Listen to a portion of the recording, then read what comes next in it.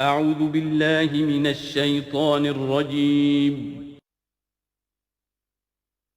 بسم اللہ الرحمن الرحیم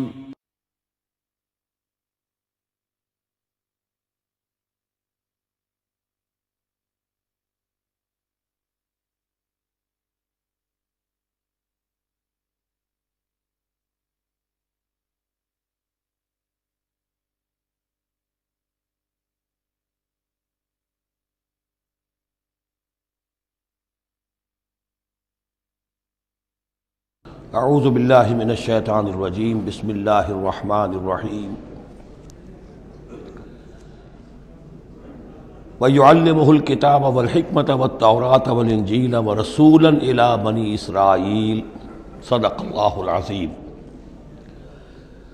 اس آیہ مبارکہ کے بارے میں ایک نقطہ تو میں بیان کر چکا ہوں کہ تقابل جو ہے ذہن میں رکھنا چاہیے کہ حضرت یحییٰ علیہ السلام کے بارے میں ان کے لیے جو بھی توصیفی کلمات اللہ تعالیٰ نے ارشاد فرمائے ان میں آخری ہے نبیم من الصالحین، اور حضرت عیسیٰ علیہ السلام کے لیے یہاں پر جو الفاظ آئے ہیں وَرَسُولًا إِلَىٰ بَنِي اسرائیل، اس کو نوٹ کر لیجئے، پھر آئندہ چل کر اس کے اور بھی حوالے آئیں گے۔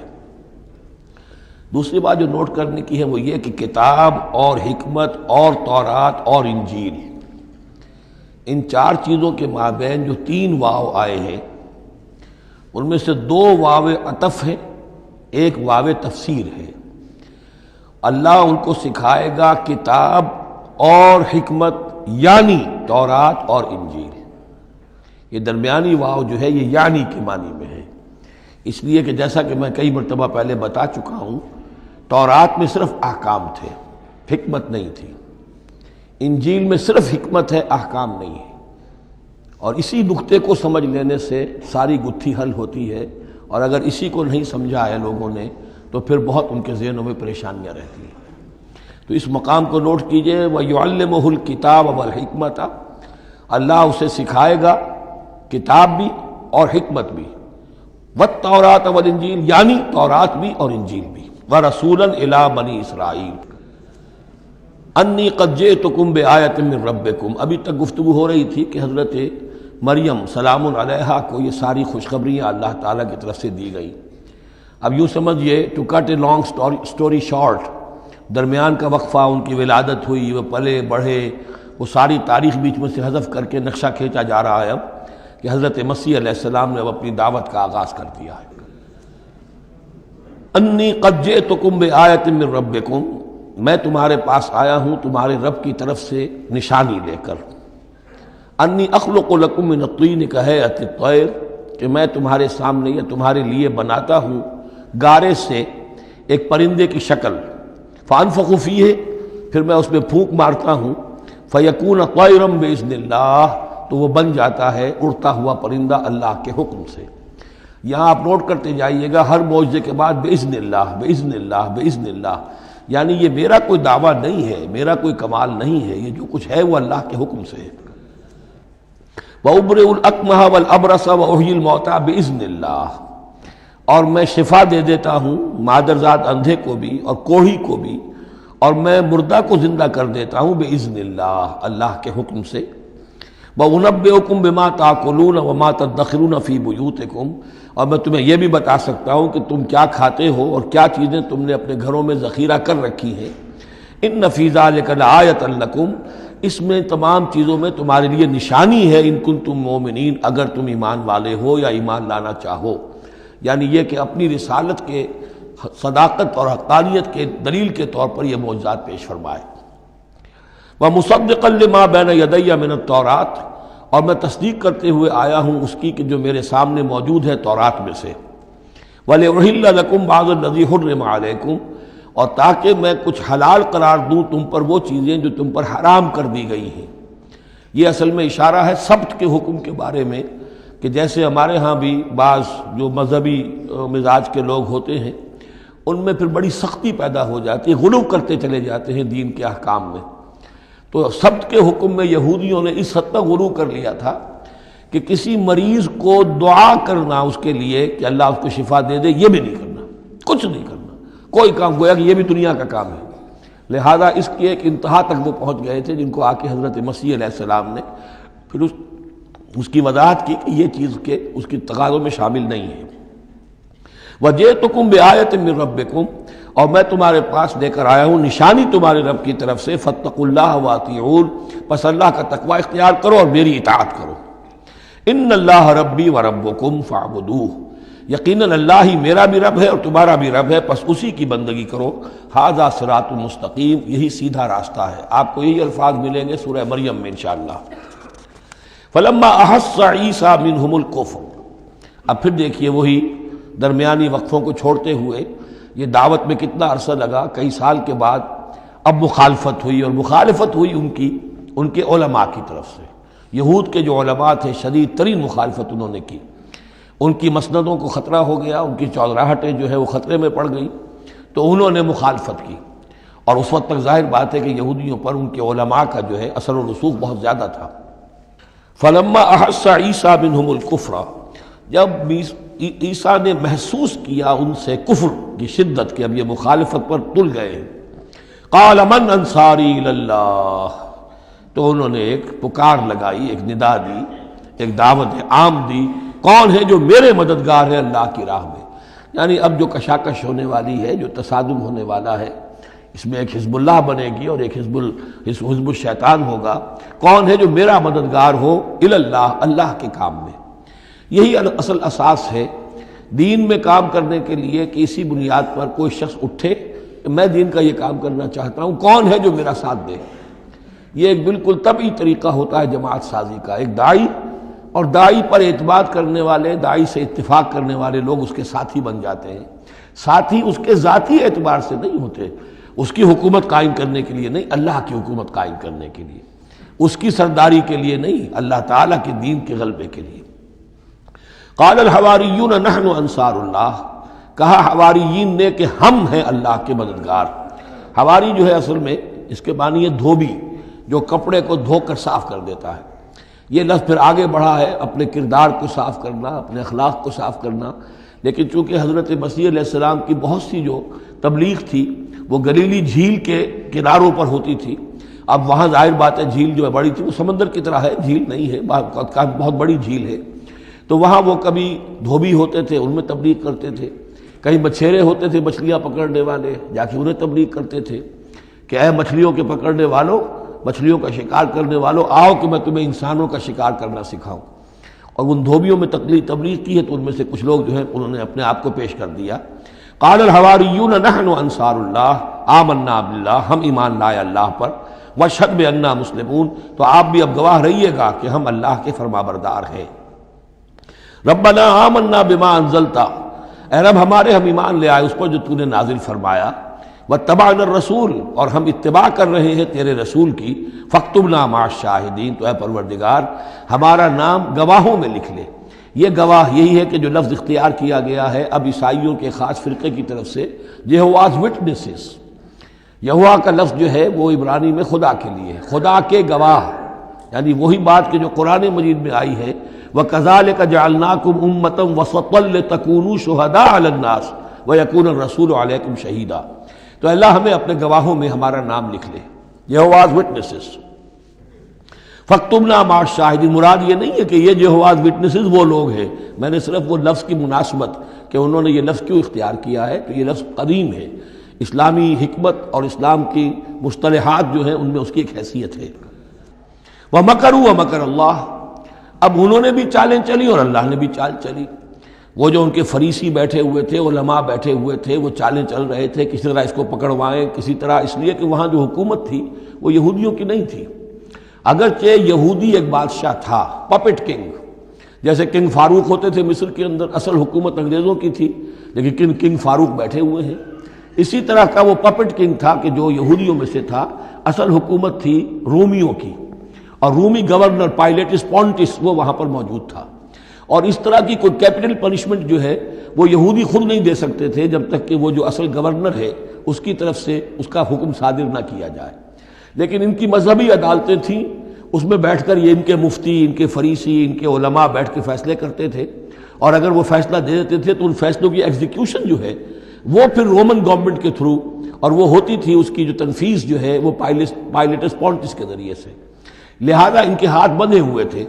اب کسی طریقے سے پھنسوائیں اس کو، سوال الٹے سیدھے کرنے، ایسے سوال کرنے کہ وہ جواب دیں تو اس میں بغاوت کی بو آ جائے، تو کہیں دیکھو یہ رومیو یہ تمہارا باغی ہے۔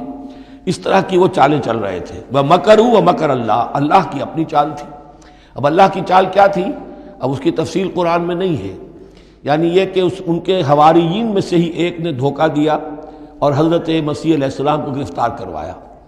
اب اس کے بعد اللہ تعالیٰ نے جو کچھ انجیل برنباس میں ہے، قرآن میں نہیں ہے، حدیث میں نہیں ہے، ہمارے اولین جو مفسرین ہیں ان کے ہاں بھی نہیں ہے، لیکن یہ انجیل برنباس، ایونجیلیم برنابے، جو پوپ کی لائبریری سے برآمد ہوئی ہے، اس کے اندر یہ تفصیل ہے کہ جس حواری نے آپ کو غداری کر کے پکڑوایا تھا، گرفتار کروایا تھا، اس کی شکل حضرت مسیح کی بدل دی اللہ نے، اور وہ پکڑا گیا، سولی وہ چڑھا ہے، اور حضرت مسیح پر وہ ہاتھ ڈال ہی نہیں سکے، بلکہ جس باغ میں آپ روپوش تھے، جیسے ایک کوٹھڑی سی بنی ہوئی تھی جس میں کوئی آلات وغیرہ رکھ دیتے ہیں، اس باغ میں وہ روپوش تھے اور اس کوٹھڑی میں عبادت کر رہے تھے، باقی جو ان کے حواری ہیں 12 وہ باہر تھے۔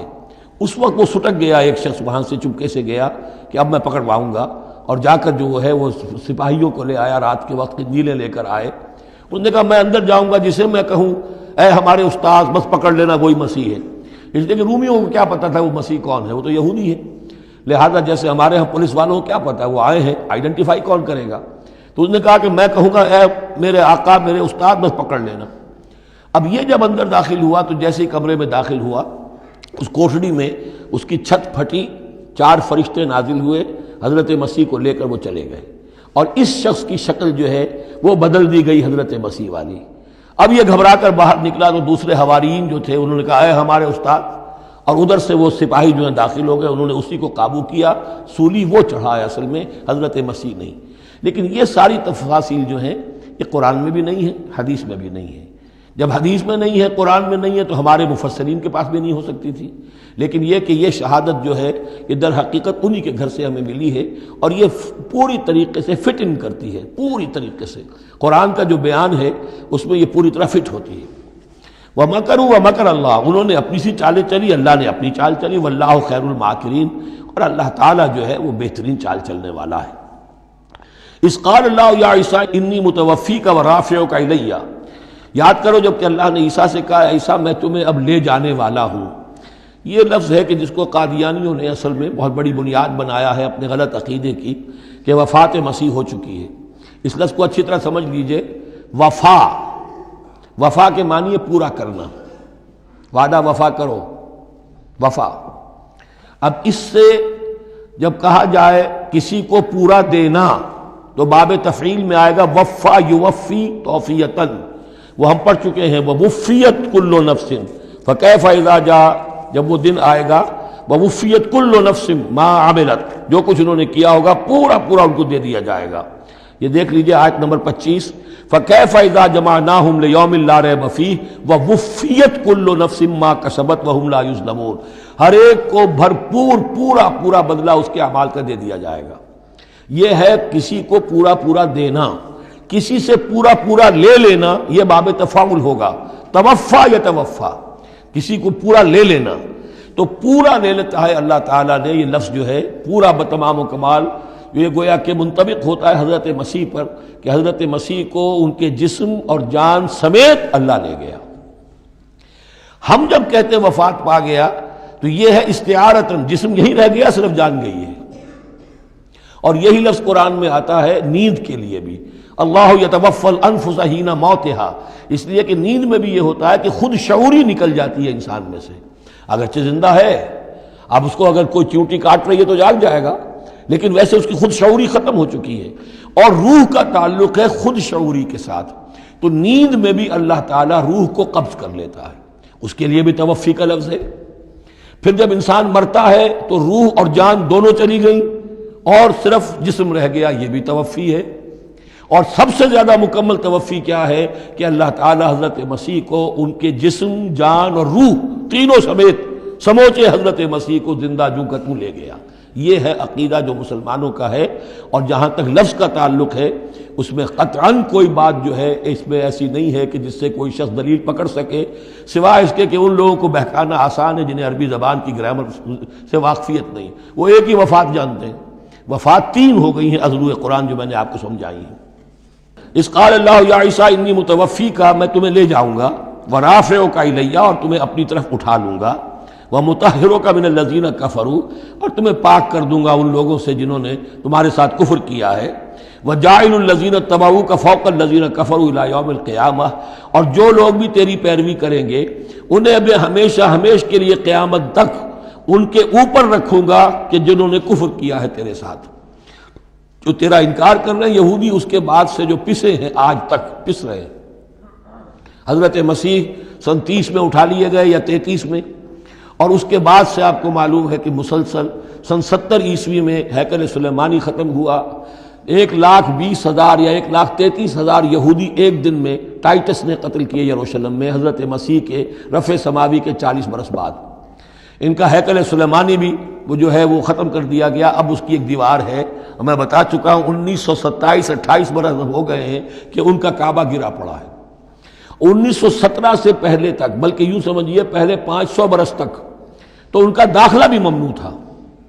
یہ تو حضرت عمر کے ہاتھوں جب فتح ہوا ہے، یہ ڈائسپورا کا ان کا پیریڈ کہلاتا ہے، ایک پیریڈ ان کا کیپٹیوٹی کا تھا، جبکہ وہ نبوکدنضر لے گیا تھا انہیں اور بیبیلونیا میں قید میں رکھا ہے، وہ ہے ان کا پیریڈ آف کیپٹیوٹی۔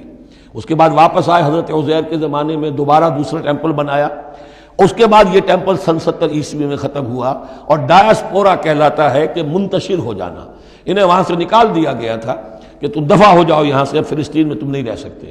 کوئی روس چلا گیا، کوئی ہندوستان چلا گیا، کوئی مصر چلا گیا، کوئی اور یورپ چلا گیا، پوری دنیا میں پھیل گئے۔ یہ ڈائسپورا اولاً ختم ہوا ہے حضرت عمر رضی اللہ تعالیٰ عنہ کے ہاتھ سے، جب فتح ہوا ہے یروشلم، اس وقت حضرت عمر نے اس کو یروشلم کو اوپن سٹی قرار دیا کہ یہاں عیسائی بھی آ سکتے ہیں، مسلمان بھی آ سکتے ہیں، یہودی بھی آ سکتے ہیں، یہ سب کا مشترک شہر ہے۔ لیکن جو عیسائی تھے یروشلم کے، انہوں نے جب ہینڈ اوور کیا تھا، فتح نہیں کیا تھا مسلمانوں نے یروشلم، ایک ٹریٹی کے تحت، ایک معاہدے کے تحت ہینڈ اوور کیا تھا۔ اس معاہدے میں یہ شرط انہوں نے لکھوائی تھی کہ یہودیوں کو یہاں آباد ہونے کی اجازت نہیں دیں گے۔ چنانچہ یہ اجازت تو ہو گئی حضرت عمر کے زمانے سے کہ آ سکتے ہیں، زیارت کر سکتے ہیں، لیکن یہاں رہ نہیں سکتے، پراپرٹی پرچیز نہیں کر سکتے، کوئی مکان نہیں بنا سکتے، سیٹل نہیں ہو سکتے۔ یہ رہا ہے جب تک کہ موجود رہی ہے اسلامی خلافت۔ ترکوں نے بھی اجازت نہیں دی، بڑی سے بڑی رشوتیں یہودیوں نے دینی چاہیے انہیں، اور در حقیقت خلافت کا خاتمہ جو کروایا یہودیوں نے وہ اس لیے کہ انہیں یہ نظر آتا تھا کہ اس خلافت کے ہوتے ہوئے ہمارے لیے ممکن نہیں رہے گا کہ ہم کسی طرح بھی فلسطین میں دوبارہ آباد ہو سکیں۔ لیکن پھر برطانیہ کے جو وزیر تھا بالفور، اس کے ذریعے سے انہوں نے بالفور ڈیکلریشن 1917 میں حاصل کیا ہے، پھر ان کو حق ملا ہے کہ یہ یہاں آ کر جائیداد بھی خرید سکتے ہیں، سیٹل بھی ہو سکتے ہیں، اور اس کے یوں سمجھیے کہ 31 برس کے بعد پھر اسرائیل کی ریاست وجود میں آئی ہے۔ یہ تاریخ ذہن میں رہے۔ اگرچہ 1917 کے بعد سے انہیں کچھ سانس تو مل گیا ہے، اب ایک طرح سے محسوس ہوتا ہے کہ دنیا میں بڑے اقتدار پر ہیں، مٹھی بھر ہیں، یہ زیادہ سے زیادہ 13-14 ملین ہے، 1.5 کروڑ سے بھی کم، لیکن پوری دنیا کی معیشت جو ہے اس کا بڑا حصہ ان کے کنٹرول میں ہے۔ لیکن پھر بھی یہ سب کچھ جو ہے وہ عیسائیوں کی سپورٹ کی وجہ سے ہے۔ اگر عیسائی ان کی مدد نہ کریں تو ان کا تو یوں سمجھیے کہ ٹکڑے اڑا کر رکھ دیں عرب ایک دن میں۔ لیکن اب پیچھے پوری امریکہ کی حکومت ہے، امریکہ کے حواریین ہیں، خاص طور پر west white Anglo Saxon Protestants, امریکہ اور برطانیہ، وہ تو گویا کہ ان کے در خرید ہیں ایک طرح سے، اور بھی جو ممالک ہیں عیسائی اب یہ فتح کر چکے ہیں ان سب کو، عیسائیوں کے اوپر ان کا غلبہ ہے۔ اس لیے اب جو شکل ہے وہ بھی یہ ہے کہ ان کا وجود ہے یہی کہ عیسائی ہیں اوپر، اور یہ مانوی طور پر سازشی انداز میں انہیں کنٹرول کر رہے ہیں۔ اذ قال اللہ یا عیسیٰ انی متوفیک ورافعک الی ومطہرک من الذین کفروا وجاعل الذین اتبعوک فوق الذین کفروا الی یوم القیامہ ثم الی مرجعکم فاحکم بینکم فیما کنتم فیہ تختلفون۔ پھر تم سب جو ہے تمہارا لوٹنا میری ہی طرف ہے، اور پھر میں تمہیں بتا دوں گا اور فیصلہ کر دوں گا تمہارے مابین ان باتوں میں جن میں تم اختلاف کر رہے تھے۔ فَأَمَّا الَّذِينَ كَفَرُوا فَأُعَذِّبُهُمْ عَذَابًا شَدِيدًا فِي الدُّنْيَا وَالْآخِرَةِ، تو وہ لوگ کہ جو کفر کی روش اختیار کریں گے میں انہیں عذاب دوں گا، بہت سخت عذاب، دنیا میں بھی اور آخرت میں بھی۔ وما لهم من ناصرین، اور نہیں ہوں گے ان کے لیے کوئی مددگار۔ وَأَمَّا الَّذِينَ آمَنُوا وَعَمِلُوا الصَّالِحَاتِ، اور جو ایمان لائیں گے اور نیک عمل کریں گے، فَيُوَفِّيهِمْ، اب دیکھیے وفا یوفی دینا، پورا پورا دینا، تو ان کو وہ پورا پورا دے گا، اجورہم، ان کا اجر۔ واللہ لا يحب الظالمین، اللہ ظالموں کو پسند نہیں کرتا۔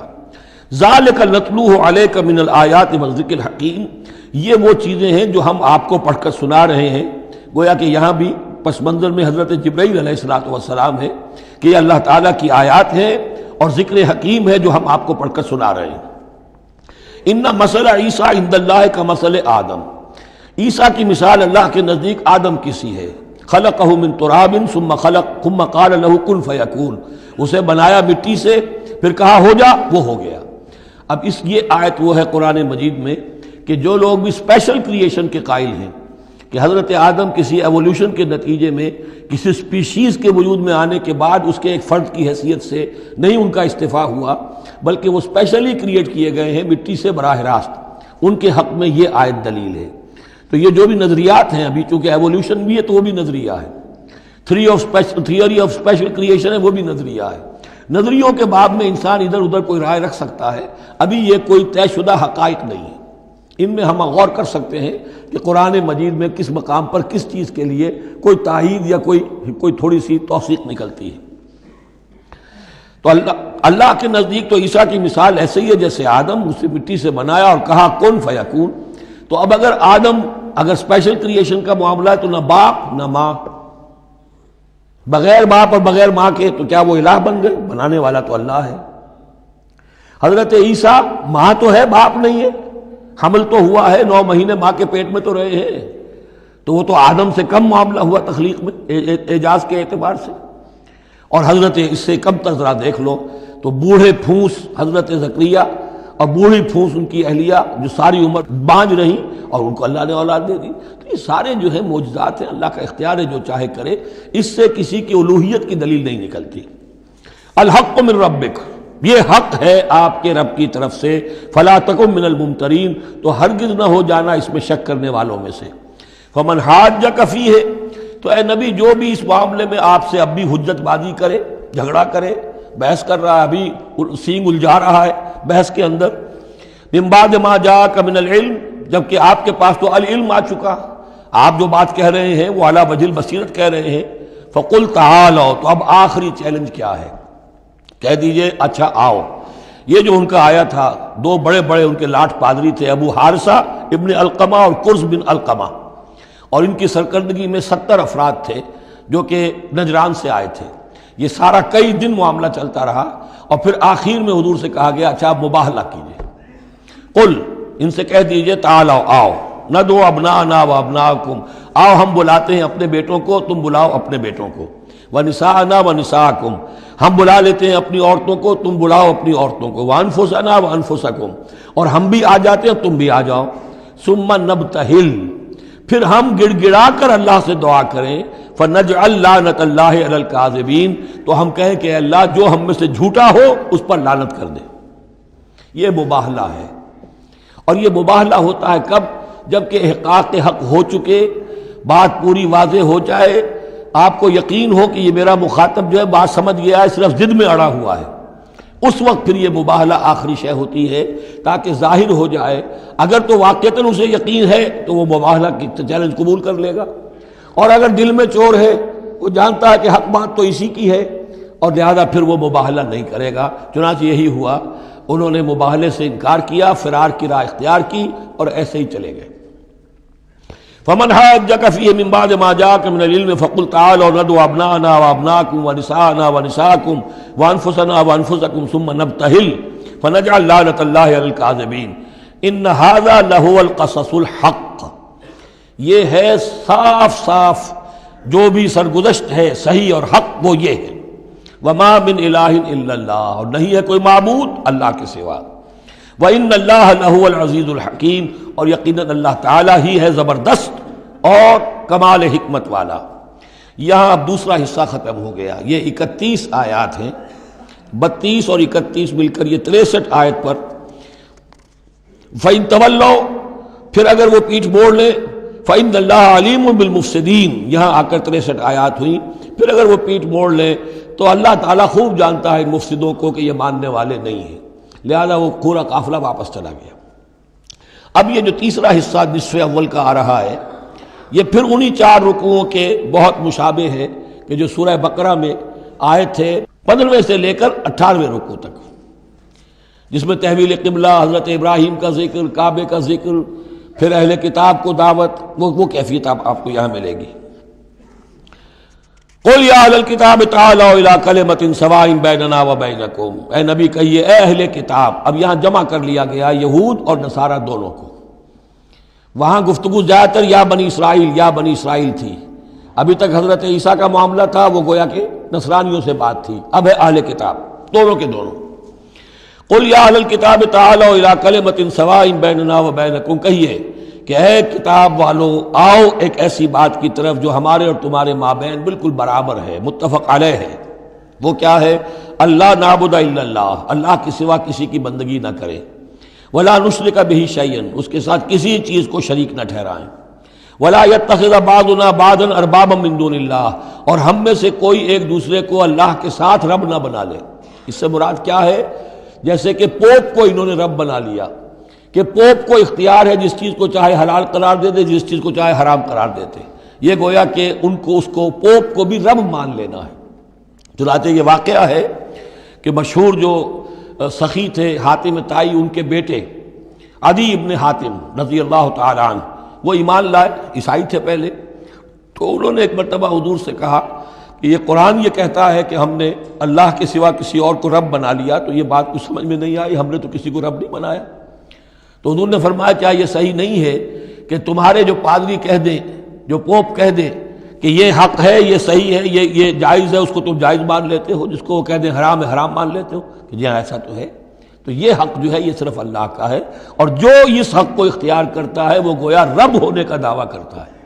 اب یہ ساری قانون سازی جو شریعت کے خلاف کی جا رہی ہے، یہ خدائی کا دعویٰ ہے جو لوگ کر رہے ہیں بیٹھے ہوئے، اور ان ہاؤسز میں پہنچنے کے لیے جو بےتاب ہوتے ہیں اور جس کے لیے کروڑوں روپیہ خرچ کرتے ہیں، جہاں جا کر یا تو پہلے طے ہو جائے یہاں کوئی قانون سازی کتاب و سنت کے منافی نہیں ہو سکتی، پھر جائیے، پھر وہاں پر جا کر قانون سازی کتاب و سنت کے دائرے کے اندر کیجیے. لیکن جہاں یہ نہیں ہے تو وہ جو فرمایا یہاں پر نوٹ کر لیجئے، تعالوا الی کلمۃ سواء بیننا وبینکم اللہ نعبد الا اللہ ولا نشرک بہ شیئا ولا یتخذ بعضنا بعضا اربابا من دون اللہ فإن تولوا، پھر اگر وہ منہ موڑ لیں، فقولوا، اے مسلمانوں تم کہو، فقولوا اشہدوا بأننا مسلمون، اچھا بھائی آپ لوگ گواہ رہے ہم تو مسلمان ہیں، ہم نے تو اللہ کی اطاعت قبول کر لی، ہم ان تینوں باتوں پر قائم رہیں گے، آپ کو اگر پسند نہیں ہے تو آپ کی مرضی. یا اہل الکتاب، اے کتاب والو، لم تحاجون فی ابراہیم، تم ابراہیم کے بارے میں کیوں جھگڑتے ہو؟ وما انزلت التوراۃ والانجیل الا من بعدہ، حالانکہ تم بھی مانتے ہو کہ تورات بھی ان کے بعد نازل ہوئی، انجیل بھی بعد میں نازل ہوئی. یہودیت بعد کی پیداوار ہے اور نصرانیت بھی بعد کی پیداوار ہے. تو ما کان ابراہیم یہودیا ولا نصرانیا ولکن کان حنیفا مسلما، وہ تو مسلمان تھے، وہ تو اللہ کے فرما بردار تھے، یہودی یا نصرانی تو نہیں تھے. افلا تعقلون، تو کیا تم عقل سے کام نہیں لیتے؟ ہاں انتم ہؤلاء حاججتم فیما لکم بہ علم، دیکھو یہ تم لوگ اب تک جو بھی باتیں کرتے رہے ہو، تم نے مباحثہ کیا ہے، وہ ان چیزوں کے بارے میں بھی ہے جس کا تمہیں کچھ علم ہے. فلم تحاجون فیما لیس لکم بہ علم، ایسی چیزوں کے بارے میں حجت بازی کیوں کرتے ہو جن کے لیے تمہارے پاس کوئی دلیل ہی نہیں، کوئی بنیاد نہیں، کوئی علم نہیں. ابراہیم کو کیا قرار دو گے، نصرانی یا یہودی؟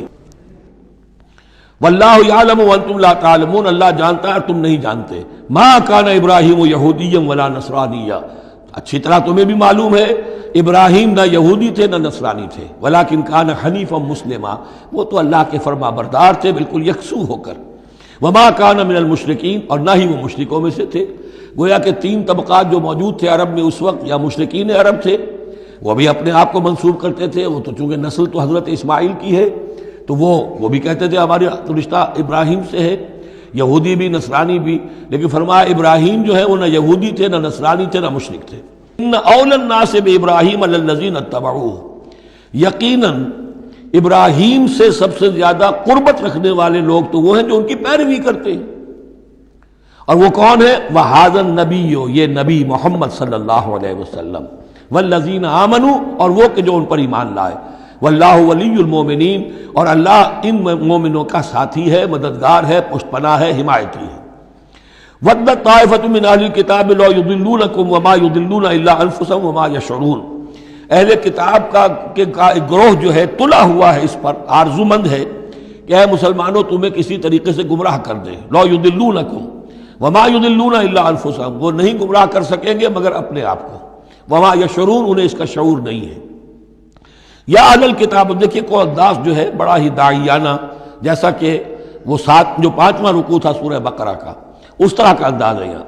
یا اہل الکتاب لما تکفرون بآیات اللہ وانتم تشہدون، اے کتاب والو، اے اہل کتاب، کیوں تم اللہ تعالیٰ کی آیات کا انکار کرتے ہو جبکہ تم اس کے قائل ہو، پہچان چکے ہو، دل میں جان چکے ہو۔ یا اہل الکتاب لما تلبسون الحق بالباطل وتکتمون الحق وانتم تعلمون، اے اہل کتاب کیوں تم حق کے اوپر باطل کا ملمہ چڑھاتے ہو، کیوں حق کو چھپاتے ہو جانتے بوجھتے۔ یہ بھی اس 5ویں رکوع میں آیت موجود تھی، ولا تلبسوا الحق بالباطل وتکتموا الحق وانتم تعلمون۔ وقالت طائفۃ، اب ایک بڑی سازش کا ذکر ہو رہا ہے کہ جو انہوں نے کی تھی مسلمانوں کے خلاف اور محمد رسول اللہ کو ناکام بنانے کے لیے۔ اس سازش کا پس منظر کیا تھا کہ چونکہ صورتحال یہ آ چکی تھی دنیا کے سامنے کہ جو ایک مرتبہ دائرہ اسلام میں داخل ہو جاتا تھا، اب چاہے اسے مار دیں، اسے پیٹیں، اسے بھوکا رکھیں، اسے سزا دیں، جو بھی ٹارچر کریں، واپس نہیں آتا۔ تو دھاک بیٹھ گئی نا کہ اسلام کے اندر کوئی ایسی کشش ہے، اسلام کے اندر کوئی ایسی حقانیت ہے، کوئی ایسی مٹھاس ہے کہ ایک آدمی بڑی سے بڑی قربانی دینے کو تیار ہے، ایک دفعہ اسلام قبول کرنے کے بعد اسلام کو سے دستبردار ہونے کو تیار نہیں۔ یہ جو ساکھ بن گئی تھی، اس کو توڑنے کا ذریعہ سوچا انہوں نے کہ ایسا کرو، صبح کے وقت اعلان کرو کہ ہم ایمان لے آئے، سارا دن محمد کی صحبت میں رہو صلی اللہ علیہ وسلم، شام کو کہہ دو جی دیکھ لیا ہم نے، کچھ نہیں ہے یہاں، یہ دور کے ڈھول سہانے ہیں، ہم تو اپنے ہی کفر میں جا رہے ہیں، اپنے ہی راستے پہ جا رہے ہیں۔ اب اس سے یقیناً کچھ لوگ سمجھیں گے کہ انہوں نے سازش کی ہوگی، کچھ لوگ سمجھیں گے کہ بھائی بڑے متقی لوگ تھے، بڑے خشوع و خضوع کے ساتھ آئے تھے، بڑے اعلان کے ساتھ، شان کے ساتھ انہوں نے کلمہ کہا تھا اور ایمان قبول کیا تھا، پھر دیکھو سارے دن حضور کی محفل میں بیٹھے رہے ہیں، کچھ نہ کچھ تو دیکھا ہی ہوگا نا آخر، ایسے کیسے یہ لوگ چلے گئے؟ عام لوگوں کے دلوں میں وسوسہ اندازی جو ہے اس سے کرنا بہت آسان کام ہے۔ وہ سازش تھی جو بنائی، اور اسی کا اصل میں تعلق ہے قتل مرتد کی سزا۔ اسلامی ریاست میں اس سازش کا راستہ روکنے کے لیے یہ سزا تجویز کی گئی ہے کہ جو شخص ایمان لے آئے پھر کفر میں جائے گا تو قتل کر دیا جائے گا، کیونکہ اسلامی ریاست کی بنیاد ہے، آئیڈیولوجیکل ریاست ہے یہ، ایمان اور اسلامی تو اس کی بنیاد ہے، اس کی جڑوں کو کھودنے والی جو چیز ہو سکتی ہے اس کی تو پوری جو ہے اس کی بندش اور اس کا سد باب ہونا چاہیے۔ وقالت طائفۃ من اہل الکتاب آمنوا بالذی انزل علی الذین آمنوا وجہ النہار، اور اہل کتاب کے گروہ نے یہ طے کیا ایمان لاؤ اس چیز پر جو نازل کی گئی ہے ان اہل ایمان پر صبح کے وقت، دن چڑھے، وَاکْفُرُوا آخِرَہُ، اور کفر کر دو، اعلان کفر کر دو دن کے آخر میں، لعلہم یرجعون، شاید ان میں سے بھی کچھ لوٹ آئیں، اندر سے جا کے کچھ لوگوں کو تو گھسیٹ لائیں گے ہم کہ وہ جو ہے وہ بھی اسلام کو چھوڑ دیں، وہ مشتبہ ہو جائے معاملہ، ان پر وسوسہ پیدا ہو جائے۔ وَلَا تُؤْمِنُوا إِلَّا لِمَنْ تَبِعَ دِينَكُمْ، اور دیکھو ہرگز ایمان نہ لانا مگر اسی چیز پر کہ جو تمہارے دین کی پیروی کرے، ماننی اسی کی بات ہے۔ یعنی خطرہ بھی تھا کہ 4-6 اگر ہم جا کر حضور کے پاس اگر چند گھنٹے گزاریں گے تو کہیں ایسا نہ ہو کہ ہم میں سے کوئی واقعی پھر اس کا دل کھل جائے، طے کر کے گئے دیکھو ایمان نہیں لانا ہے ہم نے، وَلَا تُؤْمِنُوا إِلَّا لِمَنْ تَبِعَ دِينَكُمْ، اس پر ایمان نہیں لانا ہے ہم نے، لیکن صرف اعلان کرنا ایمان کا۔ یہ ہے مثال قرآن مجید میں شعوری نفاق، یعنی جو وقت انہوں نے گزارا ہے یہ ہے تو اسلام کا، قانوناً تو مسلمان ہیں، اگر اس دوران میں ان میں سے کوئی مر جاتا تو اس کی نماز جنازہ پڑھی جاتی، لیکن انہیں معلوم تھا کہ ہم مسلمان نہیں ہیں، جبکہ ایک وہ غیر شعوری نفاق ہے کہ اندر ایمان ختم ہو چکا ہے لیکن انسان سمجھتا ہے میں تو مومن ہوں، حالانکہ اس کا کردار وہ جو ہے منافقانہ ہے، اس کا عمل منافقانہ ہے، اور اس کے اندر سے ایمان کی پونجی جو ہے جیسے کہ دیمک کسی کڑی کو کھا جائے تو شیطین کو چٹ کر چکی ہے دیمک، لیکن یہ کہ بہرحال اوپر ایک پردہ پڑا ہوا ہے، وہ ہے غیر شعوری نفاق اور یہ ہے شعوری نفاق۔ قل ان الہدی ھدی اللہ، اے نبی ان سے کہہ دیجئے دیکھو اصل ہدایت تو اللہ کی ہدایت ہے۔ ان یؤتی احد، اب یہاں پر پھر ان کا قول آ رہا ہے کہ دیکھو ایمان لانا، ان یؤتی احد مثل ما اوتیتم، مبادا کسی کو وہ شے دے دی جائے جو تمہیں دی گئی تھی۔ یہ رسالت، یہ مذہبی پیشوائی، یہ تو ہماری میراث تھی، ہم اگر انہیں مان لیں گے تو وہ چیز ہم سے ان کو منتقل ہو جائے گی، لہذا ماننا تو نہیں ہے، لیکن یہ کہ ان کی بہرحال کسی طریقے سے ہوا اکھیڑنے کے لیے ہمیں یہ کام کرنا ہے۔ اور یحاجوکم عند ربکم، یا تمہارے خلاف حجت قائم کریں اللہ کے نزدیک۔ قل ان الفضل بید اللہ، کہہ دیجئے ان سے کہ فضل کل کا کل اللہ کے ہاتھ میں ہے، یؤتی ہے من یشاء، وہ جس کو چاہتا ہے دیتا ہے۔ اس نے 2000 برس تک ایک منصب پر تمہیں فائز رکھا، اب جو ہے تم اس منصب کے نااہل ثابت ہو چکے ہو، تمہیں معزول کر دیا گیا، اور اب ایک نئی امت ہم نے بنائی ہے اور اس کو اس مقام پر نصب کر دیا ہے، انسٹالیشن ہو چکی ہے۔ واللہ ذو الفضل العظیم، قل ان الفضل بید اللہ یؤتیہ من یشاء واللہ واسع علیم، اللہ بہت وسعت والا اور جاننے والا ہے۔ یختص برحمتہ من یشاء، وہ مختص کر لیتا ہے اپنی رحمت کے لیے جس کو چاہتا ہے۔ واللہ ذو الفضل العظیم، اللہ بڑے فضل کا مالک ہے۔ ومن اہل الکتاب، اب یہاں ایک اور نقطہ سمجھ لیجئے کہ برے سے برے گروہ کے اندر بھی کہیں نہ کہیں کوئی افراد اچھے بھی ہوتے ہیں۔ داعی کے لیے یہ ضروری ہے کہ ان کو بھی مینشن کرتا رہے کہ ان میں اچھے لوگ بھی ہیں، تاکہ وہ جو لوگ ہیں ان کے دلوں کے اندر نرمی پیدا ہو۔ اسی طرح برے سے برے آدمی میں کوئی اچھائی بھی ہے، آپ اگر اسے دعوت دے رہے ہیں حق کی طرف، اس میں جو اچھائی ہے اس کو مانیے، تاکہ اسے معلوم ہو کہ اسے مجھ سے قد نہیں ہے، دشمنی نہیں ہے، جو میری بات واقعی اچھی ہے اس کو تو یہ تسلیم کر رہا ہے، لیکن جو بات غلط ہے اس کو رد کر رہا ہے۔ تو یہ دعوت کا اور تبلیغ کا بہت اہم حصہ ہے۔ اگر آپ ٹوٹلی نگیٹ کر دیں گے تو وہ بھی کہے گا کہ یہ بھی اندھا بہرا ہے تو میں بھی اندھا بہرا رہوں، یہ میری اچھائی کو بھی نہیں دیکھ سکتا، صرف میری برائی نظر آ رہی ہے۔ اور اگر وہ سمجھے کہ میری برائی کی بھی صحیح نشاندہی کر رہا ہے، جو میری اچھائی ہے اس کو بھی مان رہا ہے، تو اس کا دل کھلے گا، وہ آپ کی بات سنے گا۔ وَمِنْ أَهْلِ الْكِتَابِ مَنْ إِنْ تَأْمَنْهُ بِقِنْطَارٍ، اہل کتاب میں سے ایسے بھی ہیں کہ اگر ان کے پاس تم امانت رکھوا دو ڈھیروں مال، یؤدہ الیک، وہ تمہیں پورا پورا واپس کر دے گے۔ امانت دار ان میں موجود ہیں۔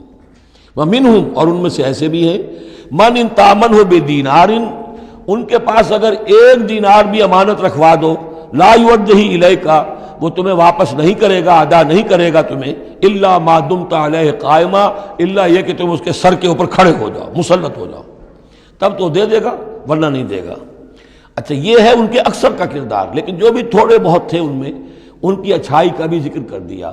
اور بالفعل اس قسم کے کردار کے لوگ جو ہیں وہ عیسائیوں میں تھے، یہودیوں میں تو نہ ہونے کے برابر تھے، لیکن اہل کتاب کا مسئلہ ہو رہا ہے تو اس میں یہ دونوں گروپ موجود ہیں۔ ذالک بانہم، اور یہودیوں میں یہ کردار کیوں آ گیا ہے، کیوں بے ایمانی خیانت کیوں آ گئی؟ ذالک بانہم قالوا لیس علینا فی الامیین سبیل، یہ اس لیے کہ انہوں نے یہ عقیدہ گھڑ لیا ہے کہ ان امیین کے بارے میں ہم پر کوئی ملامت نہیں ہے۔ یہ اچھی طرح سمجھ لیجئے، یہودیوں کا یہ عقیدہ تورات میں نہیں ہے، لیکن اصل جو کتاب ہے ان کی مذہبی وہ تورات نہیں ہے، تالمود ہے۔ یوں سمجھیے کہ تورات تو ہے ام الکتاب ان کی جو بھی ہے، لیکن جو ان کا ساری شریعت ہے، جو ان کے ضوابط ہیں، قوانین ہیں، قواعد ہیں، عبادات کی تفاصیل ہیں، وہ سب ہیں تالمود میں۔ اور تالمود میں یہ بات موجود ہے کہ یہودی کے لیے یہودی سے جھوٹ بولنا حرام، غیر یہودی سے جیسے چاہو جھوٹ بولو۔ یہودی کے لیے کسی یہودی کا مال ہڑپ کرنا ناجائز حرام، غیر یہودی جنٹائلز اور گوئمز ان کا مال جس طرح چاہو دھوکے سے بائی ہوک بائی کروک جس طرح چاہو ہڑپ کرو۔ تو یہ ہمارے اوپر مواخذہ ہی نہیں ہے، اس لیے کہ یہ جو لوگ ہیں غیر یہودی یہ انسان ہے ہی نہیں، یہ اصل میں انسان نما حیوان ہے، اور ان سے فائدہ اٹھانا ہمارا حق ہے، جیسے کہ گھوڑے کو تانگے میں جوتنا انسان کا حق ہے، بیل کو اپنے ہل کے اندر جوت لینا یہ انسان کا حق ہے۔ تو ہمارا حق ہے ان حیوانوں سے ہم جو چاہے لوٹ لیں، کھسوٹ لیں، ان کی رضامندی سے لے لیں، ظلم کریں، اس میں ہم پر کوئی پکڑ نہیں ہوگی، کوئی محاسبہ نہیں۔ یہ تالمود میں باقاعدہ لکھا ہوا ہے۔ ذالک بانہم قالوا، اس لیے کہ ایک پکچر بھی اس پر بنی ہے جو امریکہ کے عیسائیوں نے بنائی ہے، the other side of Israel, جس میں کہ انہوں نے ایک شخص نے ایک یہودی کتب خانے میں جا کر کتابیں نکال کر پھر اس کے اوپر نشان لکھا کر یہ چیزیں لکھی ہوئی ہیں. کیا یہودیت کا جو اصل چہرہ ہے وہ اس ڈاکومنٹری کے اندر، ویڈیو کے اندر واضح کر دیا گیا ہے ان کی کتابوں کے حوالے سے. ذالک بانہم قالوا لیس علینا فی الامیین سبیل، یہ اس لیے ہے ان میں یہ خیانت اور بے ایمانی اور جھوٹ اور دغا کہ انہوں نے یہ عقیدہ گھڑ لیا ہے کہ غیر یہودی لوگوں کے بارے میں ہم سے کوئی پرسش ہی نہیں ہے، کوئی ہمارے اوپر کوئی ذمہ داری ہے ہی نہیں. وَيَقُولُونَ عَلَى اللَّهِ الْكَذِبَ وَهُمْ يَعْلَمُونَ، اور وہ تو اللہ تعالیٰ کی طرف نسبت دے رہے ہیں، منسوب کر رہے ہیں جھوٹ کو، اور وہ جانتے بوجھتے کر رہے ہیں. ان کے علماء جانتے ہیں.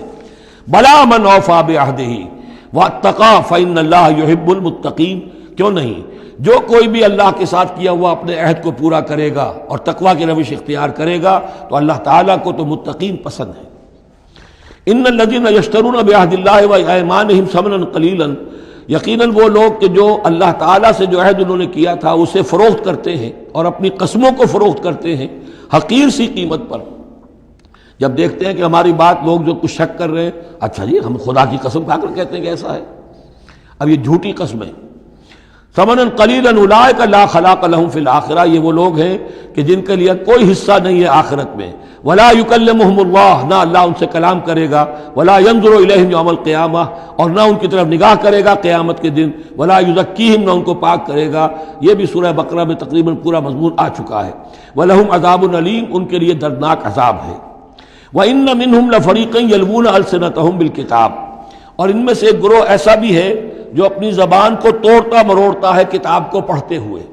وہ الفاظ کو ذرا سا ادھر ادھر سے مروڑ کر معنی اور پیدا کر لیتے تھے. ان سے کہا گیا حتہ کہو تو ہنتا بنا دیا، بجائے اس کے کہ اللہ ہماری گناہ جھاڑ دے، ہمیں گیہوں دے. انہوں نے کہا کہنا ہے تم نے سمعنا واطعنا، سمعنا وعصینا، تو وہ اسی طریقے کا معاملہ وہ کرتے تھے. جب تورات کو پڑھتے ہوئے بھی جب دیکھا کہ جو سائل آیا ہے وہ فتویٰ مانگ رہا ہے، اس کی پسند کچھ اور ہے، تو الفاظ کو توڑ مروڑ کر پڑھ کر کہہ دیا کہ دیکھو یہ کتاب کے اندر موجود ہے. وَإِنَّ مِنْهُمْ لَفَرِيقًا يَلْوُونَ أَلْسِنَتَهُمْ بِالْكِتَابِ لِتَحْسَبُوهُ مِنَ الْكِتَابِ، تاکہ تم سمجھو کہ وہ کتاب میں سے ہے. وَمَا هُوَ مِنَ الْكِتَابِ، وہ کتاب میں سے نہیں ہوتا. وَيَقُولُونَ هُوَ مِنْ عِنْدِ اللَّهِ، اور وہ کہتے ہیں یہ اللہ کی طرف سے ہے. وَمَا هُوَ مِنْ عِنْدِ اللَّهِ، جبکہ وہ اللہ کی طرف سے نہیں ہوتا. فَوَيْلٌ لِّلَّذِينَ يَكْتُبُونَ بِأَيْدِيهِمْ، یہ پڑھ چکے ہیں سورہ بقرہ کے اندر بھی کہ وہ لوگ کہ جو اپنے ہاتھوں سے لکھتے ہیں کہتے ہیں کہ اللہ کی طرف سے ہے. وَيَقُولُونَ عَلَى اللَّهِ الْكَذِبَ وَهُمْ يَعْلَمُونَ، وہ اللہ پر جھوٹ تہمت باندھتے ہیں جانتے بوجھتے. مَا كَانَ لِبَشَرٍ أَن يُؤْتِيَهُ اللَّهُ الْكِتَابَ وَالْحُكْمَ وَالنُّبُوَّةَ، کسی انسان کا یہ کام نہیں ہے، کسی انسان کے شایہ نشان نہیں ہے کہ اللہ تعالیٰ نے تو اس کو کتاب دی ہو، حکمت دی ہو، نبوت دی ہو. ثم یقول للناس کونوا عبادا لی من دون اللہ، پھر وہ لوگوں سے کہنے لگے کہ میرے بندے بن جاؤ اللہ کو چھوڑ کر. یہ اشارہ ہو رہا ہے اب نصرانیوں کی طرف کہ تمہارے طرف ہم نے رسول بھیجے، عیسیٰ ابن مریم کو ہم نے بھیجا، انہیں کتاب دی، ان کو حکم دیا، ان کو حکمت دی، نبوت دی، معجزات دیے، اور انہوں نے تو یہ اس کا کوئی امکان نہیں کہ وہ یہ کہتے کہ مجھے بنا لو اللہ کے سوا اپنا معبود. ما كان لبشر ان يؤتيه الله الكتاب والحكم والنبوة ثم يقول للناس كونوا عبادا لي من دون الله ولكن كونوا ربانيين بما كنتم تعلمون الكتاب وبما كنتم تدرسون. وہ تو یہی کہے گا، اور یہی کہا کہ حضرت عیسیٰ نے کہ اللہ والے بنو، اللہ کی بندگی کرو، ربانی بن جاؤ، اللہ والے بن جاؤ، اس چیز کے سبب کہ جو تم سکھلاتے ہو، دوسروں کو تعلیم دیتے ہو. اتامرون الناس بالبر وتنسون انفسکم وبما کنتم تدرسون، اور جو کچھ تم خود بھی پڑھتے تھے. یہ پڑھنا پڑھانا دین کا، سیکھنا سکھانا، تعلیم و تعلم قرآن، تعلیم و تعلم حدیث، تعلیم و تعلم فقہ، یہ اس لیے ہونا چاہیے کہ لوگوں کو اللہ والے بنایا جائے، نہ یہ کہ اپنے بندے بنا کر اور ان سے نذرانے وصول کر کے ان کا استحصال کیا جائے. ولا یامرکم ان تتخذوا الملائکۃ والنبی اربابا، وہ کبھی بھی تمہیں اس بات کا حکم نہیں دے گا کہ تم فرشتوں یا انبیاء کو رب بنا لو. فرشتوں کو رب بنایا مشرکین مکہ نے، فرشتوں کے نام پر اپنی وہ مورتیاں انہوں نے بنائی، لات، عزا، منات، اور انہوں نے ایک نبی کو اپنا رب بنا دیا. ایامرکم بالکفر بعد اذ انتم مسلمون، تو کیا وہ ایسا بندہ اللہ کا جس کو اللہ نے نبوت سے سرفراز کیا ہو، کیا تمہیں وہ کفر کا حکم دے گا جبکہ تم مسلم ہو چکے ہو، تم نے فرما برداری اختیار کر لی ہے. وَإِذْ أَخَذَ اللَّهُ مِيثَاقَ النَّبِيِّينَ، اور یاد کرو جب کہ اللہ نے تمام انبیاء سے ایک عہد لیا تھا، لَمَا آتَيْتُكُم مِّن كِتَابٍ وَحِكْمَةٍ، جب بھی میں تمہیں دوں گا کتاب اپنی اور حکمت، ثُمَّ جَاءَكُمْ رَسُولٌ، پھر تمہارے پاس آئے کوئی اور رسول، نیا رسول، مُصَدِّقٌ لِّمَا مَعَكُمْ، جو کہ تمہارے ساتھ جو کچھ ہے اس کی تصدیق کرتے ہوئے آئے، لَتُؤْمِنُنَّ بِهِ وَلَتَنصُرُنَّهُ، تو تمہیں لازماً اس پر ایمان لانا ہوگا اور اس کی مدد کرنی ہوگی، کیونکہ انبیاء کا ایک سلسلہ چل رہا تھا، ہر نبی جو ہے آئندہ کی پیشن گوئی کر کے گیا ہے، اور یہ بھی ختم نبوت کے بارے میں بہت بڑی دلیل ہے کہ ایسی کسی شے کا ذکر قرآن میں یا حدیث میں نہیں ہے، بلکہ اس کے برعکس ہے کہ نبوت مجھ پر ختم ہو گئی ہے، ورنہ اس سے پہلے تمام انبیاء حضرت مسیح حضور کی بشارت دے کر گئے، تمام انبیاء کی کتابوں میں بشارتیں موجود ہیں۔ اگر آپ انجیل پڑھیں برنباس کی تو اس میں تو کوئی صفحہ خالی نہیں ہے جس میں کہ حضور کی بشارت نہ ہو اور حضور کے بارے میں خوشخبری نہ ہو، لیکن یہ کہ وہ باقی انجیلوں میں سے نکال دیا گیا۔ قال اقررتم واخذتم علی ذلکم اسری، اللہ نے فرمایا تم نے اقرار کر لیا اے نبیو۔ اب یہ کہاں کیا گیا؟ یہ عالم ارواح میں، تمام نبی ایک دفعہ تو جمع نہیں ہو سکتے تھے، عالم ارواح میں یہ عہد لیا گیا ہے، تم نے اس کو قبول کیا اور اس پر میری ذمہ داری قبول کر لی۔ قالوا اقررنا، جیسے ہم سب کے سب کہہ کے آئے تھے الست بربکم قالوا بلا، ایسے ہی جنہیں نبوت سے سرفراز ہونا تھا ان کی ارواح سے یہ اضافی جو ہے عہد لیا کہ اگر میں تمہیں نبی بنا کر بھیجوں گا، تمہارے بعد جو نبی آئے گا پھر تمہیں اپنے لوگوں کو یہ کہہ کر جانا ہے کہ بعد میں آنے والے کی مدد کرنا اور اس کی نصرت کرنا، اس پر ایمان لانا۔ قال فاشهدوا وانا معكم من الشاهدين، تو اللہ نے کہا تو اچھا تم بھی گواہ رہو اور میں بھی گواہ ہوں۔ فمن تولى بعد ذلك، تو جس نے بھی منہ موڑ لیا اس کے بعد، فاولئک هم الفاسقون، تو یقیناً وہی ہے سرکش ناہنجار۔ افغیر دین اللہ یبغون، تو کیا یہ اللہ کے دین کے سوا کوئی اور دین چاہتے ہیں؟ وَلَهُ أَسْلَمَ مَنْ فِي السَّمَاوَاتِ وَالْأَرْضِ طَوْعًا وَكَرْهًا وَإِلَيْهِ يُرْجَعُونَ، جبکہ آسمانوں اور زمین میں جو کچھ ہے اللہ کے سامنے سر تسلیم خم کیے ہوئے ہے، چاہے خوشی سے اور چاہے مجبوراً، اور اسی کی طرف ان سب کو لوٹا دیا جائے گا۔ قُلْ آمَنَّا بِاللَّهِ، یہ دیکھیے 16ویں رکوع کی سورہ بقرہ کی آیات جو ہیں تقریباً تھوڑے سے لفظی فرق کے ساتھ، کہیے آمنا باللہ، ہم ایمان لائے اللہ پر، وما انزل علینا، جو نازل کیا گیا ہم پر، وما انزل علی ابراہیم و اسماعیل و اسحاق و یعقوب والاسباط، اور جو کچھ نازل کیا گیا ابراہیم پر، اسماعیل پر، اسحاق پر اور یعقوب پر اور ان کی اولاد پر، وما اوتی موسیٰ و عیسیٰ والنبیون من ربہم، جو بھی موسیٰ کو دیا گیا، عیسیٰ کو دیا گیا، تمام انبیاء کو دیا گیا ان کے رب کی طرف سے، لا نفرق بین احد منہم ونحن لہ مسلمون، ہم ان میں سے کسی ایک کے مابین بھی کوئی تفریق نہیں کرتے اور ہم تو اللہ کے فرما بردار ہیں۔ وَمَن يَبْتَغِ غَيْرَ الْإِسْلَامِ دِينًا فَلَن يُقْبَلَ مِنْهُ، جو کوئی اس اسلام کے سوا کوئی دین اختیار کرے گا اللہ اسے اس کی جانب سے قبول نہیں کرے گا۔ وَهُوَ فِي الْآخِرَةِ مِنَ الْخَاسِرِينَ، اور آخرت میں وہ پھر خسارے پانے والوں میں سے ہو کر رہے گا۔ كَيْفَ يَهْدِي اللَّهُ قَوْمًا كَفَرُوا بَعْدَ إِيمَانِهِمْ، کیسے ہدایت دے گا اللہ ان لوگوں کو جو ایمان کے بعد کافر ہو گئے۔ اس کا کیا مطلب ہے؟ یعنی ان کے دل ایمان لے آئے تھے، مان لیا تھا، حقیقت منکشف ہو گئی تھی، جیسے سورۃ النمل میں ہم پڑھیں گے وَجَحَدُوا بِهَا وَاسْتَيْقَنَتْهَا أَنفُسُهُمْ ظُلْمًا وَعُلُوًّا، انہوں نے انکار تو کیا لیکن ان کی جی نے، دل نے ان کے یقین کر لیا تھا کہ بات صحیح ہے۔ دل اقراری ہے، زبان انکاری ہے۔ زبان انکاری کیوں ہے؟ ظلمًا وعلوا، حق تلفی کرنے کے لیے اور اپنی سربلندی کے لیے، اپنی چودراہٹ کے لیے، بغیم بینہم، ورنہ دل ان کے ایمان لا چکے تھے۔ تو کیف یہدی اللہ قوما کفروا بعد ایمانہم، کہ جب حق منکشف ہو گیا، دل نے گواہی دے دی کہ حق ہے، پھر بھی کفر کیا۔ وَشَهِدُوا أَنَّ الرَّسُولَ حَقٌّ، اور انہوں نے گواہی دی کہ رسول حق ہے، آپس میں باتیں کرتے تھے۔ چنانچہ روایت میں آتا ہے کہ جو علقمہ کے دو بیٹے جو ہیں ابو حارثہ اور کرز، جب یہ چلے تھے یمن سے، نجران سے، تو کہیں ٹھوکر لگی کرز کے گھوڑے کو، تو اس نے کہا تعیس العمد، ہلاک ہو جائے وہ دور والا، یعنی جس کی طرف ہم جا رہے ہیں، محمد کی طرف صلی اللہ علیہ وسلم۔ اس پر بڑے بھائی نے کہا، ابو حارثہ نے، تعیست امک، تیری ماں ہلاک ہو جائے۔ اس نے کہا کیوں؟ میں نے تو محمد کو کہا تھا جو کچھ کہا تھا، تمہیں کیوں اس طرح برا لگا؟ انہوں نے کہا تمہیں معلوم نہیں ہے وہ وہی نبی ہیں، ہم پوری طرح جان چکے ہیں وہ وہی نبی ہیں، ان کی شان میں گستاخی نہیں کریں گے، پکڑے جائیں گے ہم، وہ نبی ہیں اور وہی ہیں جن کے ہم منتظر تھے۔ انہوں نے کہا پھر مانتے کیوں نہیں؟ تم جانتے ہو ان بادشاہوں نے ہمیں بڑا مقام دیا ہوا ہے، رومن امپائر کے تحت تھے یہ لوگ، اور مصر کی حکومت کے، اور انہوں نے ہمیں مقام دے رکھا ہے، ہمیں دولت دی ہے، ہمیں مال دیا ہے، ہمیں حیثیت دی ہے، مراتب دیے ہیں، اگر ہم نے محمد کو مان لیا تو سب چھن جائیں گے۔ یہ باقاعدہ روایت میں موجود ہے۔ ابھی آتے ہوئے تو جاتے ہوئے کیا حال ہوگا آپ اس کا اندازہ کیجئے، جبکہ مباہلے سے فرار کر کے گئے ہیں۔ وَشَهِدُوا أَنَّ الرَّسُولَ حَقٌّ، وہ گواہی دے چکے ہیں کہ رسول حق پر ہیں اور حق ہیں۔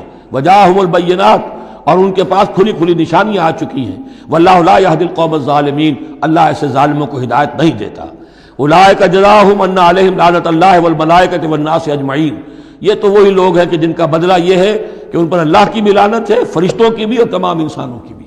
یہ الفاظ بھی سورہ بقرہ میں آ چکے ہیں۔ خالدین فیہا، وہ اسی لعنت میں رہیں گے۔ لا یخفف عنہم العذاب، ان کے عذاب میں کوئی تخفیف نہیں کی جائے گی۔ ولا ہم ینظرون، نہ انہیں کوئی مہلت ملے گی۔ الا الذین تابوا من بعد ذلک، ہاں ابھی دروازہ کھلا ہے توبہ کا، سوائے ان کے کہ جو اس کے بعد توبہ کر لیں، واصلحوا، اور اصلاح کر لیں اپنی یا نیک عمل کریں۔ فإن اللہ غفور الرحیم، تو ابھی توبہ کا دروازہ بند نہیں ہے، یقیناً اللہ غفور الرحیم ہے۔ ان الذین کفروا بعد ایمانہم ثم ازدادوا کفرا لن تقبل توبتہم، جو لوگ جنہوں نے کفر کیا اپنے ایمان کے بعد، حق کو پہچان لینے کے بعد، چاہے زبان سے مانا ہو یا نہ مانا ہو، پھر اگر وہ کفر کرتے ہیں یا ایمان ماننے کے بعد زبان سے مرتد ہو جاتے ہیں، ثم ازدادوا کفرا، پھر وہ اپنے کفر میں بڑھتے چلے گئے، لن تقبل توبتہم، ان کی توبہ کبھی قبول نہیں ہوگی۔ واولئک ھم الضالون، اور وہ تو یقیناً گمراہوں میں سے ہیں۔ ان الذین کفروا وماتوا وهم کفار، یقیناً وہ لوگ کہ جنہوں نے کفر کیا اور فوت ہو گئے، مر گئے اسی حال میں کہ وہ کافر تھے، فلن يقبل من احدهم ملء الارض ذهبا ولو افتدى به، تو ان میں سے کسی ایک سے زمین کی مقدار کے مطابق سونا بھی فدیے میں قبول نہیں کیا جائے گا اگر وہ پیش کر سکے۔ اب ظاہر بات ہے یہ محال ہے، ناممکن ہے، لیکن یہ کہ بات سمجھانے کے لیے کہ وہاں پر کوئی فدیہ نہیں ہے، زمین کے حجم کے برابر بھی سونا دے کر اور کوئی چھوٹنا چاہے گا تو نہیں چھوٹے گا۔ یہ وہی بات ہے، واتقوا یوما لا تجزی نفس عن نفس شیئا ولا يقبل منها شفاعۃ ولا يؤخذ منها عدل، کوئی فدیہ نہیں لیا جائے گا، ولا هم ينصرون، نہ ان کی مدد ہوگی۔ اولئک لهم عذاب علیم، یہ وہ لوگ ہیں کہ جن کے لیے ہے دردناک عذاب، وما لهم من ناصرین، اور نہیں ہوں گے ان کے لیے مدد کرنے والے۔ لن تنالوا البر حتى تنفقوا مما تحبون وما تنفقوا من شيء فإن الله به عليم۔ اس آیت کا حوالہ میں دے چکا ہوں آیہ بر کے ضمن میں کہ یہ جو نیکی ہے، مظاہر نیکی میں سے، عملی نیکی میں سب سے بڑی، سب سے پہلی، سب سے مقدم انسانی ہمدردی، اور انسانی ہمدردی میں اپنا مال خرچ کر سکنا، اور مال بھی وہ کہ جو محبوب ہو، ردی ہو، دل سے اتر گیا ہو، بوسیدہ ہو گیا ہو، وہ کسی کو دے کر اور سمجھا جائے کہ حاتم طائی کی قبر پر لات مار دی میں نے، تو وہ حماقت ہے اپنی جگہ پر۔ لن تنالوا البر حتى تنفقوا مما تحبون، تم ہرگز نہیں پہنچ سکو گے نیکی کے مقام کو جب تک کہ خرچ نہ کرو اس میں سے جو تمہیں پسند ہے۔ وما تنفقوا من شيء فإن الله به عليم، اور جو کچھ بھی تم خرچ کرو گے اللہ کو اس کا علم ہے۔ کل طعام كان حلا لبني اسرائيل الا ما حرم اسرائيل على نفسه من قبل ان تنزل التوراة۔ یہ بھی ایک جھگڑا تھا، یہودی کرتے تھے کہ ان کی شریعت میں اونٹ کا گوشت حرام تھا۔ حضور نے آ کر جو حرام چیزوں کا اعلان کیا اس میں اونٹ کا گوشت حرام نہیں ہے۔ ان کا اگر شریعت یہ وہی ہے، اگر شریعت موسوی ہے تو یہ تغیر کیسے ہو گیا؟ اس کی حقیقت بتائی ہے کہ تورات کے نزول سے قبل حضرت یعقوب علیہ السلام کو ذاتی جیسے بات ہوتی ہے کہ شاید ناپسند ہے، انہوں نے اونٹ کا گوشت اپنے اوپر حرام کر لیا تھا۔ جیسے حضور نے اپنی 2 ازواج مطہرات کی دلجوئی کے لیے بعض چیزیں جو حلال تھیں ان کی قسم کھا لی، یا ایھا النبی لما تحرم ما احل اللہ لک تبتغی مرضات ازواجک، یہ چیز ان کے ہاں روایت کے طور پر چلی آ رہی تھی۔ تو اللہ نے فرمایا لاؤ تورات اور دکھاؤ کہاں لکھا ہوا۔ تورات کے نزول سے پہلے یہ شکل حضرت یعقوب علیہ السلام کی تھی، اس کی تم پیروی کر رہے ہو۔ تو کھانے پینے کی وہ چیزیں جو اسلام نے حلال کی ہیں، کل الطعام کان حلا لبنی اسرائیل، وہ بنی اسرائیل کے لیے بھی حلال تھی، الا ما حرم اسرائیل علی نفسہ، سوائے ان چیزوں کے کہ جنہیں حرام ٹھہرا لیا تھا اسرائیل، اسرائیل سے مراد حضرت یعقوب اللہ کے بندے عبداللہ، علی نفسہ ہی، اپنی جان پر، من قبل ان تنزل التوراۃ، اس سے پہلے کہ تورات نازل ہو۔ اس لیے کہ یہ تو 300-400-500 سال کا فصل ہے حضرت یعقوب میں اور نزول تورات میں۔ قل فاتوا بالتوراۃ فاتلوہا، اے نبی ان سے کہیے تم جو اعتراض ہم پر کر رہے ہو تو لاؤ تورات اور پڑھو اور دکھاؤ، ان کنتم صادقین، اگر تم سچے ہو۔ شریعت تورات کے اندر کہیں بھی اونٹ کے گوشت کی حرمت نہیں ہے۔ فمن افترى علی اللہ الکذب من بعد ذلک فاولئک هم الظالمون، اور جو لوگ اس کے بعد بھی اللہ کی طرف جھوٹ منسوب کرتے رہے تو یہ لوگ ظالم ہیں۔ اب ان سے کیا آدمی گفتگو کرے؟ قل صدق اللہ، کہہ دیجئے اللہ نے جو کچھ کہا صحیح فرمایا۔ فاتبعوا ملت ابراہیم حنیفا، بس پیروی کرو ملت ابراہیم کی جو یکسو تھے یا یکسو ہو کر، یہ حنیفہ کا لفظ دونوں طرف جا سکتا ہے، ابراہیم کی صفت یا حال حنیفہ، اور یہ اتباع کا حال بھی ہو سکتا ہے۔ فاتبعوا ملت ابراہیم حنیفا، یکسو ہو کر، بعد کی تمام تقسیمات سے بلندتر ہو کر جو ابراہیم کا طریقہ ہے اس کی پیروی کرو۔ وما کان من المشرکین، اور مشرکین میں سے نہیں تھے۔ ان اول بیت وضع للناس للذی ببکہ، یقیناً پہلا گھر جو لوگوں کے لیے بنایا گیا اللہ کی عبادت کے لیے وہ وہی ہے جو بکہ میں ہے۔ بکہ اور مکہ یہ دو در حقیقت ایک ہی لفظ کے لیے دو پروننسیشن سے۔ ان اول بیت وضع للناس للذی ببکہ مبارکا وہدی للعالمین، برکت والا ہے اور تمام جہان والوں کے لیے ہدایت کا ذریعہ ہے۔ فیہ آیات بینات المقام ابراہیم، اس میں آیات بینات ہیں۔ ترتیب دیکھ لیجئے، وہاں کے 4 رکوع جو تھے ان میں پہلے اس کا ذکر ہوا تھا، پھر باقی ساری گفتگو تھی۔ یہاں ترتیب الٹ گئی ہے، ساری گفتگو کے بعد اب آخر میں یہ حصہ جو ہے تیسرا اس کا وہ ختم ہو رہا ہے، اس نصف اول کا، اور آخر میں تذکرہ حضرت ابراہیم کا ہے۔ مضامین وہی ہیں، ترتیب بدل گئی ہے۔ فی آیات بینات، اس میں تو بڑی روشن نشانیاں موجود ہیں۔ مقام ابراہیم، جیسے مقام ابراہیم، ومن دخلہ کان آمنا، اور جو بھی اس میں داخل ہو جاتا ہے امن میں آ جاتا ہے۔ بدترین پورے عرب کے اندر خوریزی ہوتی تھی، لیکن حرم میں اپنے باپ کے قاتل کو بھی اگر دیکھ لیتے تھے تو کچھ نہیں کہتے تھے۔ یہ ایسی روایت اس حرم کی رہی ہے اور آج تک ہے اللہ کے فضل و کرم سے، کہ وہاں پر امن ہی امن ہے، دار الامن۔